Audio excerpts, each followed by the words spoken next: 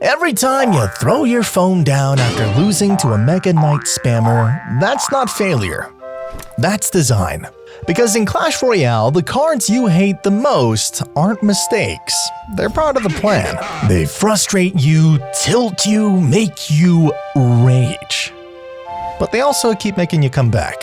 And the truth is, the rage isn't a flaw in the game, it's a feature. A psychological trick that might just be the reason you are still addicted. This is the psychology behind why Clash Royale needs cards you hate. There's something weirdly powerful about losing to a card you can't stand. Not because it's stronger, not because the player outplayed you, but because in that moment, it felt like everything you didn't matter. You saw the Mega Knight coming, you placed your troops, you thought you were fine, and then your entire defense disappeared in 2 seconds and a bounce. Now you're staring at a half-dead tower and a full elixir bar you can't even spend in time. And yeah, sure, sometimes the opponent did make the right play, but that doesn't stop it from feeling like they just pressed the win button. Cards like Mega Knight, Royal Giant, Elite Barbarians, and even low-key culprits like Wizard or Mother Witch, they all share the same effect. They make you feel helpless. 9 damage, are we gonna lose this? We're gonna lose this.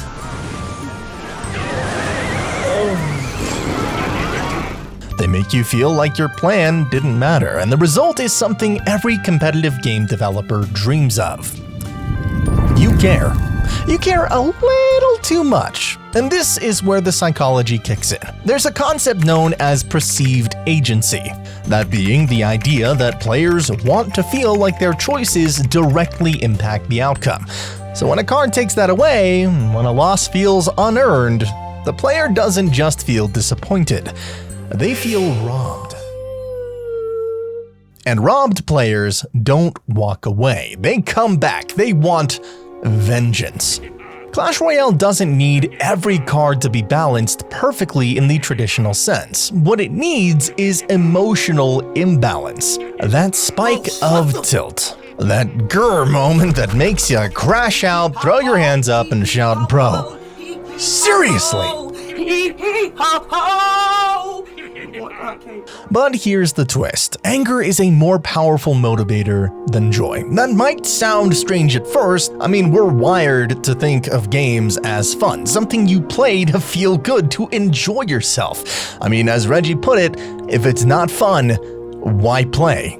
So naturally, it would make sense for the biggest driver of engagement to be winning, to feel satisfied, accomplished, proud even, but the brain doesn't quite work that way. Enter loss aversion, one of the most powerful concepts in behavioral psychology. Once you learn how it works, you start to see it everywhere, not just in games, but in your habits, your projects, your goals. And the moment you become aware of it, well, everything starts to change. You stop reacting, you start creating. And speaking of creating, if you've ever wanted to build something of your own, I've got a little something for you. Are you tired of spending hours editing videos just to keep up with social media trends? Whether you're a content creator trying to grow an audience or just someone who wants to make money online with viral content, the struggle is pretty real. But what if I told you there's a tool that can do all the hard work for you? Meet Filmora 14, an AI-powered editor designed to save you time, effort, and frustration. Instead of spending hours cutting, resizing, and formatting, Filmora's Smart Short Clips feature can automatically find the best moments in your videos, resize them for TikTok, YouTube Shorts, or Reels, add captions, sound effects, and even background music, all in just a few clicks. And no, before you ask, you don't need any editing skills. Just answer a few quick questions and the AI does the rest. It's perfect if you want to turn long videos into viral short clips pretty effortlessly, post more consistently without spending all day editing, make some money online by repurposing content and growing your reach, and creating content for fun without learning some complicated software. And unlike overpriced software that locks basic features behind a paywall, wink wink, Filmora gives you premium level editing at a fraction of the cost. Ready to level up your content while saving some time and money? Well, try Filmora 14 today. Click the link in the description and start creating smarter, not harder. Now, let's talk about why losing in Clash Royale hurts so much more than winning ever feels good. Take this for example. Let's say you're walking down the street and you find a $10 bill on the ground. You smile, pocket it. Hey, nice, free money. And then you kind of forget about it. No big deal. But now, imagine the opposite. You reach into your pocket and realize you've just lost 10 bucks. It was yours. You had it. And now it's gone. That feeling, that little stab of panic and frustration, way more intense. In fact, studies show that losing something hurts about twice as much as gaining the same thing feels good. That means losing 30 trophies in Clash Royale feels twice as bad as gaining 30 feels good. And when you lose to something that feels unfair, like a Mega Knight drop on top of your entire push, or a Royal Giant that somehow shoots your tower while tanking everything, that pain gets multiplied. You're not just upset because you lost, you're upset because you lost to that. You tell yourself this game is rigged, or that guy didn't even outplay me, or the classic, of course they had that card. These aren't logical responses, they're emotional ones, and emotion, especially negative emotion, fuels action. So from a psychological standpoint, this creates what is known as a corrective behavior loop. You're not playing another match because you're having fun, you're playing because you want to fix something, you want to redeem yourself, you want to undo what just happened. That is a very different form of motivation than just chasing a high. It's deeper, it sticks with you longer, it eats at you in a way that joy doesn't. Think about it. You win a close match, you might smile, nod, maybe even, queue again, but you lose to an overloaded Elite Barbarian's rage push that steamrolls your tower in 4 seconds? Yes! You instantly re-queue, frothing at the mouth, swearing that this time you'll punish whoever dares try that again. And that is the rage loop. And games like Clash Royale thrive on it. In fact, this kind of loop shows up across the gaming industry. In League of Legends, players tilt and jump into another game. Heck, I'm very guilty of that, convinced that they just had bad teammates. Call of Duty, you die to a camper and instantly reload to hunt down someone new. The underlying mechanic is the same. A negative emotional spike triggers the need for control, and the only way to satisfy it, that's to keep playing. The truth is, developers know this. They don't want you to be constantly miserable, but they do want your emotional investment to run deep.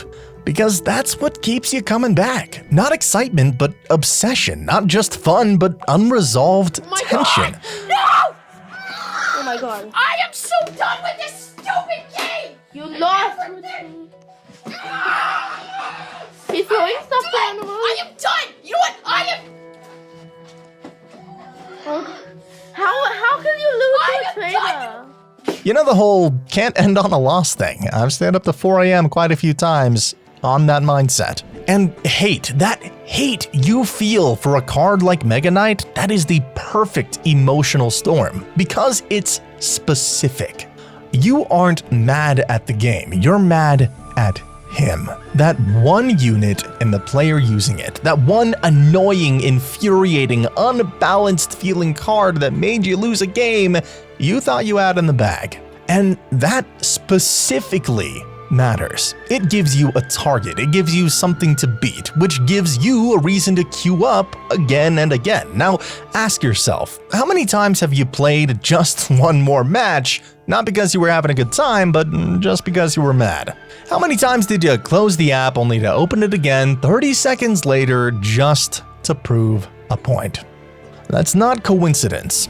That's loss aversion. That is rage-fueled motivation. That's the psychology behind your addiction. And cards like Mega Knight, Elixir Golem, and Firecracker, well, they are the trigger. But here's where the genius of Clash Royale lies, and why its card design walks that razor-thin line between brilliance and burnout. It's all about finding the balance between frustration and fairness. Because here's the truth. There's a fine line between making a card so powerful that it triggers an emotional response, strong enough to drive you to play another match, and pushing it too far to the point where it makes you want to quit. Take the Goblin Machine for example. When it was first released, it was far too strong. It didn't provide the challenge of a card that you could outplay. It felt like no matter what you did, the opponent could just mirror it and flood the field with these overpowered units. It was frustrating, but not in the, good way. There was no real sense of fairness. It felt impossible to counter and you couldn't outplay it. The balance was tipped too far, and players weren't coming back to challenge the card out of a desire for revenge. They were quitting because it felt like there was nothing they could do to win. The Goblin Machine never became that perfect hate card, the kind of card that makes you feel like it's unfair but still winnable, which triggers that deep-seated desire to come back and try again and again and again and again and again. You get it. Instead, it stayed at the extreme end of being too overpowered, breaking that illusion of fairness. Players didn't feel like they had a shot, they just closed the game. It didn't spark a burning desire to beat it because players knew it was just too strong to deal with. Then the developers nerfed the Goblin Machine, but this time they overcorrected it. It became so weak that it no longer posed any real threat. And at this point, it didn't frustrate players enough to keep them coming back. It didn't trigger that emotional reaction of "I have to beat this card." It just became forgettable and easy to deal with.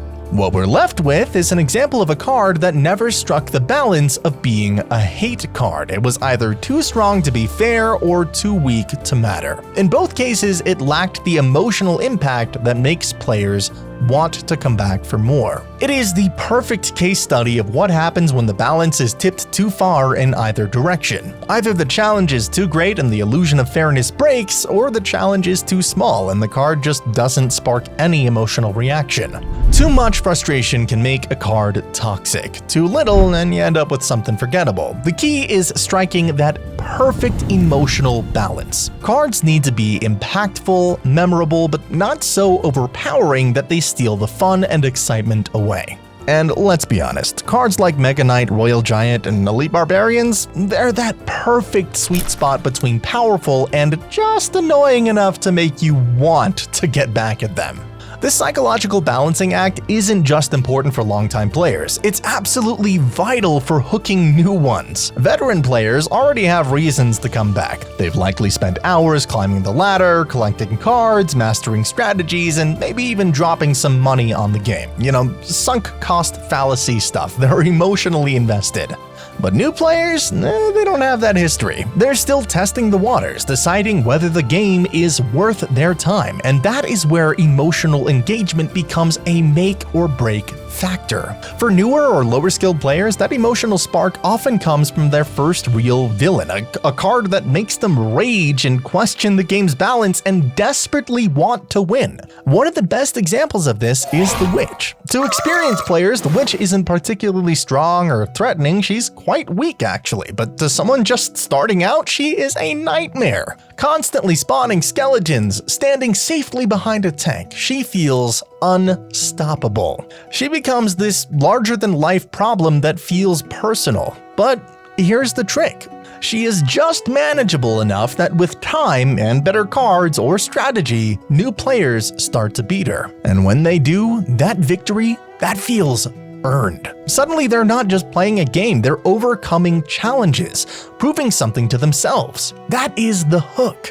That's how a hateable card actually becomes a tool for emotional investment. Without these kinds of cards, new players wouldn't feel the same stakes. A perfectly balanced, low-friction experience might feel fair, but it doesn't give players that same fire.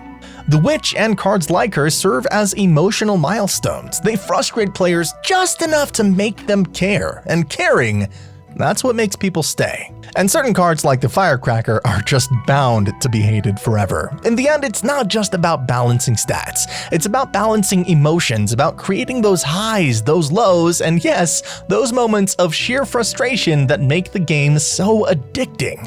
And that's why Clash Royale needs cards you hate, because without them, there wouldn't be that fire to keep playing. Without that fine line between frustration and fairness, the game wouldn't have the same impact. And ultimately, it wouldn't have the power to keep you coming back for more.